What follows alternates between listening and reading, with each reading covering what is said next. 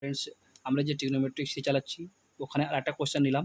দেখুন এই কোশ্চেনটা সিএইচএসএল, সিজিএল, এমটিএস যে কোনো পরীক্ষায় অনেকবার বহুবার রিপিট করা হয়েছে। কোশ্চেনটা আজকে আমরা নিচ্ছি। দেখো 2 cot থিটা সমান 3 দেওয়া আছে, তাহলে আমাকে বলেছে এই বার করার জন্য। এবার আমরা জানি যে cot থিটা সমান কী হয়, cot থিটা সমান cos theta by sine theta হয়। তাহলে যদি আমি এখান থেকে cos theta by sine theta value বার করি তাহলে আমার 3/2 হয়ে যাবে। বুঝতে পারলে যে জিনিসটা দেওয়া ছিল। এবার এখানে 2 cos থিটা মানে সাইন থিটা দেওয়া আছে, তাহলে এটা যদি আমি সাইন থিটা দিয়ে ডিভাইড করে দিই তাহলে আলটিমেটলি আমি কী পাচ্ছি, আমি পাচ্ছি 2 cos theta by sine theta minus 1/2 cos theta by sine theta plus 1 বসিয়ে দাও। 2 ইন্টু 3/2 মাইনাস 1, 2 ইন্টু 3/2 প্লাস 1, 2 কেটে গেল, 2 কেটে গেল, 3 মাইনাস 1 কত হয়ে গেল 2, আর 3 প্লাস 1 4, তাহলে 1/2 ইজ দ্য রাইট অ্যান্সার। তাহলে এর পুরো ভ্যালুটা কত হবে, 1/2 হবে।